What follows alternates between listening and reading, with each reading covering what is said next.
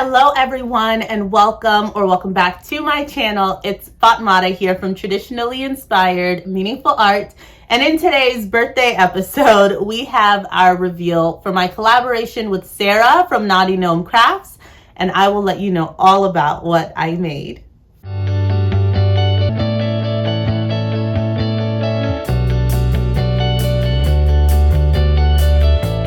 So I was really excited to collaborate with Sara because I absolutely love her channel. She's so thoughtful in her makes. I like how she selects her fabrics. Her makes just bring so much joy to me. I love how prolific she is, even though I know that's something she sometimes wants to curb. It gives me an opportunity to just see how the various garments she's able to style them, use them in the day-to-day. So when we were coming together to figure out what we wanted to do our collaboration on, we thought about really revisiting a pattern that we've sewn before and finding a way to get the most bang out of our buck for the patterns.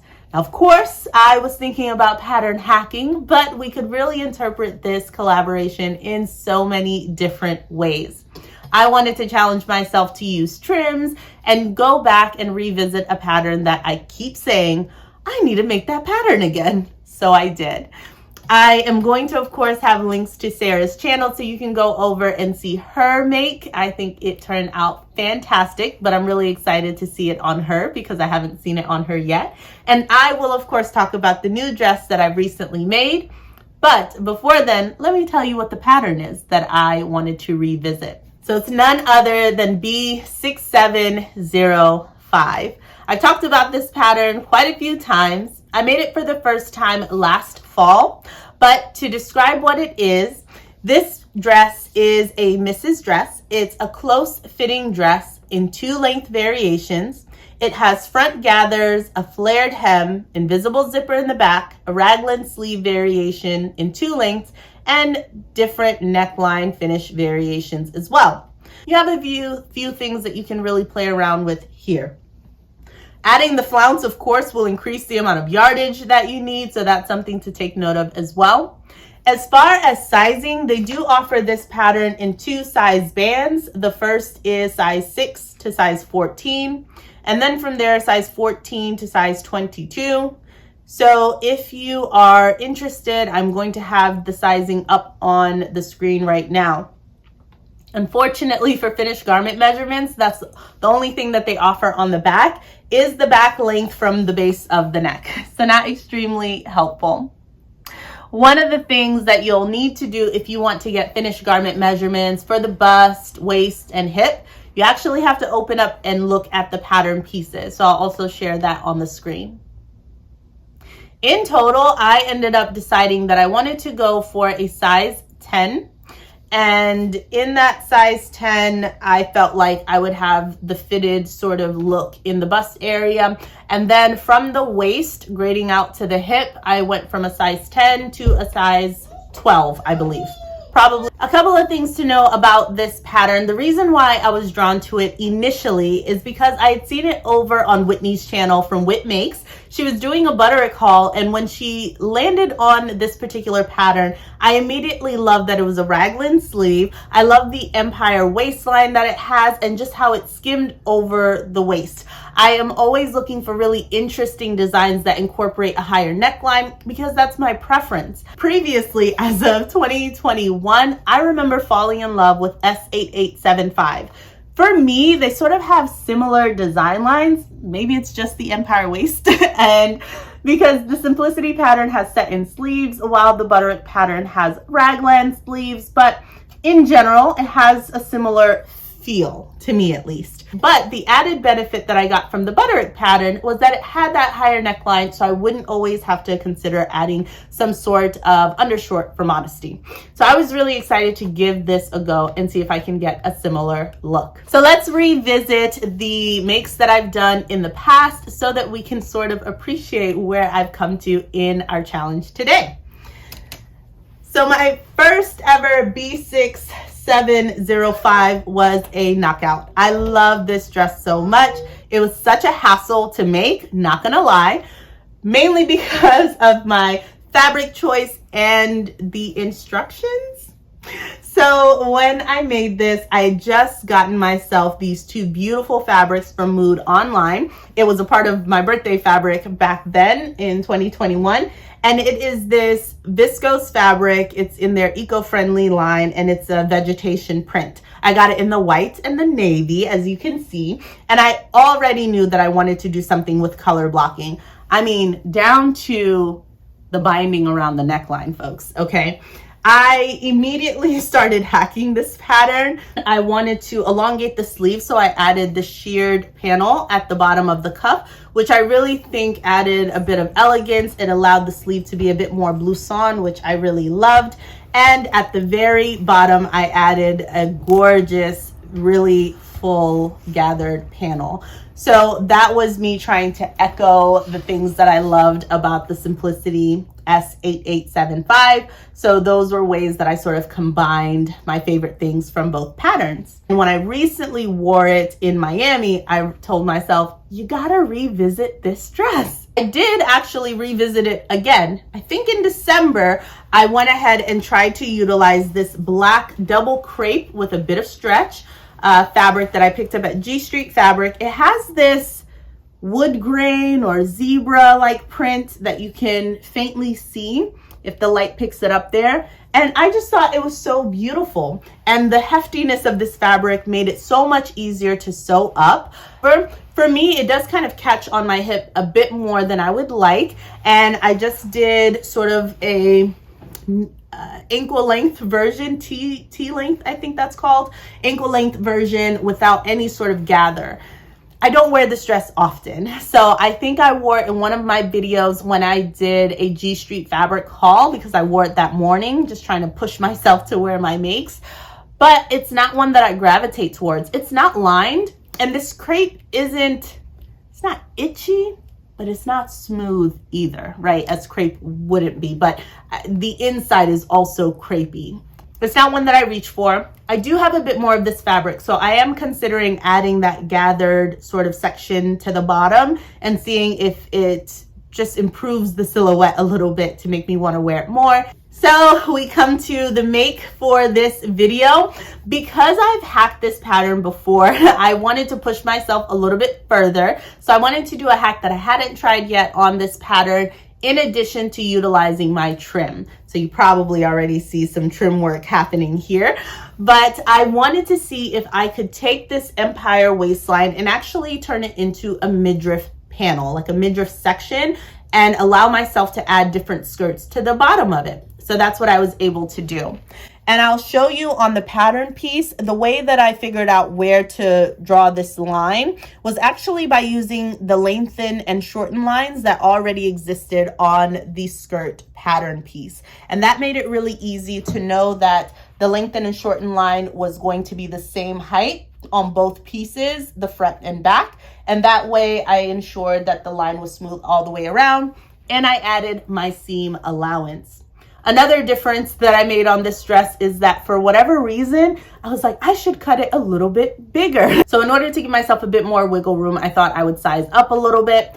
I ended up not loving that. Maybe I overdid it because I didn't retrace the pattern. I just sort of graded out as I was cutting by 3/8 of an inch on every piece, which ended up making it a bit bigger for me. Decent amount of wiggle room, and that I appreciate. I fully lined this version because this fabric is quite sheer, so you could probably see the difference between the unlined sleeve and then the lined bodice. And I used a white rayon fabric for that, so it's so nice on the inside, and I don't have this polyester touching me exactly. And this fabric, by the way, was one that I picked up at Joann's, I believe back in 2018, and it's been in my stash since then. I've loved it. I love this motif that's on it. I just think it's so beautiful, and I wanted to make use of it and put it in my closet instead of in my stash. So I am happy that I utilized it. I'm really proud of all of my pattern matching, even here, matching and making sure it's the same, even in the back by the zipper. I will be honest, about 3 days ago, I hated this dress. Hate is a very strong word. I really didn't like it. And I remember being like, I just want to be done making this dress. There was something about it not fitting as well in the bodice, being a bit looser, and also just the lighter shade of this without the trim it felt bland and so not me. I had also put this trim that I have in my stash, this like this like white lace trim with hearts on it, and I put that around the collar. I put it on the cuff, and it wasn't a style I wanted at all. So I could not rip those things off fast enough. Then I went in my stash when I realized that I had this rickrack that sort of matched these tassels already in my stash. I thought, this is the way I'm gonna go. I'm going to pull out some of those richer deep blues in this and go ahead and use some of this blue trim. So I'm really happy I went with that. I think having the darker colors grounds it a little bit. Having the tassels at the very bottom of the skirt gives it a bit of weight and flow, which I really like. And I like that the colors of both trims really work well together. This was also great because I didn't have to buy anything new. I could use what was already in my stash and make good use of it. So hopefully you can see the drape and the flow of that in the videos. So this was also the first time that I feel like I successfully did the empire waist, like this connection point right here. It was such a challenge for me to do this the first 2 times I did it. So here are the instructions for how you actually do that step 22. And I did not find this helpful to me at all. So unfortunately, it led me to believe that you were supposed to be able to pin both sides and go ahead and kind of sew up the curve and sew down to the other side around to the zippers. I did not like that.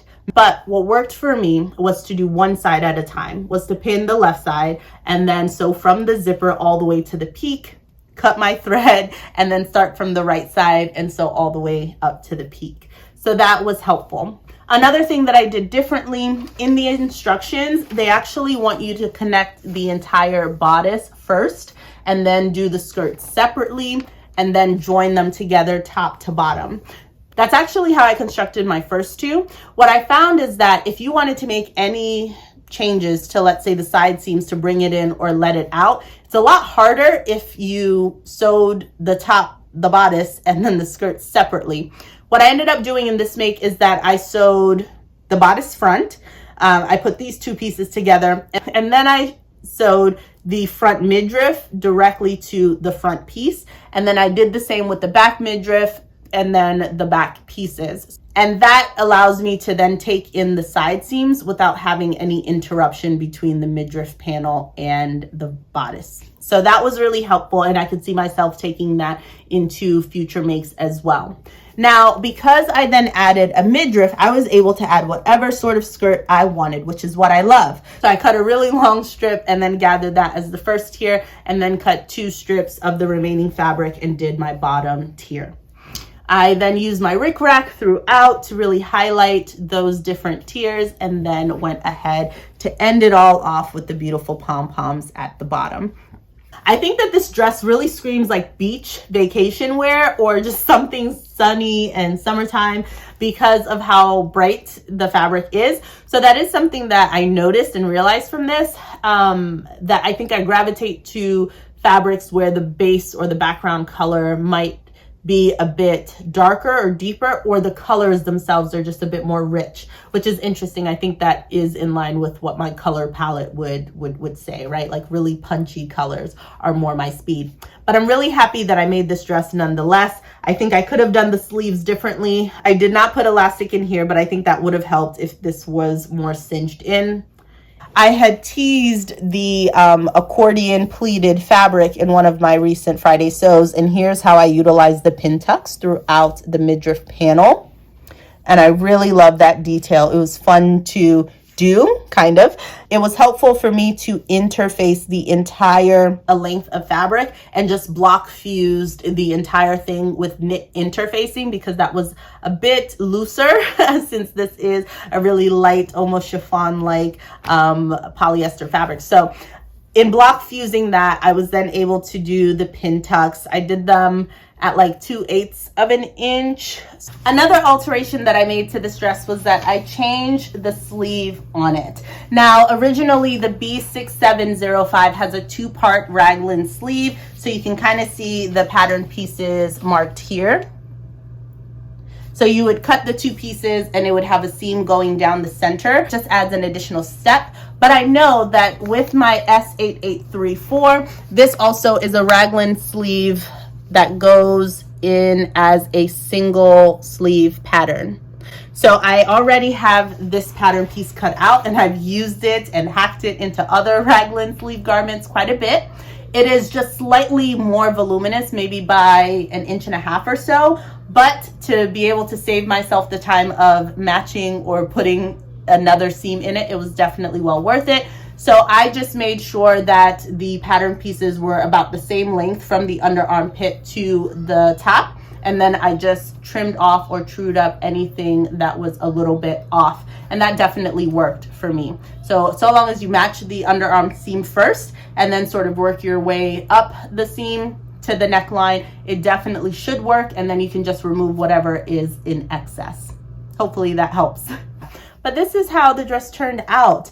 And I really hope that you enjoyed this collaboration and that it has inspired you to look at your patterns a little bit differently and see how you can really make them your own. I, again, have linked to Sarah's video down in the description box, and I will also put it on the end screen so that you all can see what she's been able to come up with. I know that I'm really excited to get inspired by her make as well for a future project that I have in mind. Thank you all so much for watching. Let me know in the comments down below if you've ever had a dress where the trims saved it for you or really messed it up. So let me know if you've had an experience like that. Go on over and tell Sarah that I said hi on her video, and I cannot wait to get back to you. Again, have a wonderful day. It's my birthday. Clap your hands, it's your birthday. Say woohoo, it's your birthday. We're all about Gracie's Corner over here, so the Gracie's Corner birthday song is alive and well in this household today. I hope you have a phenomenal day. Stay creative, my friends. Bye-bye.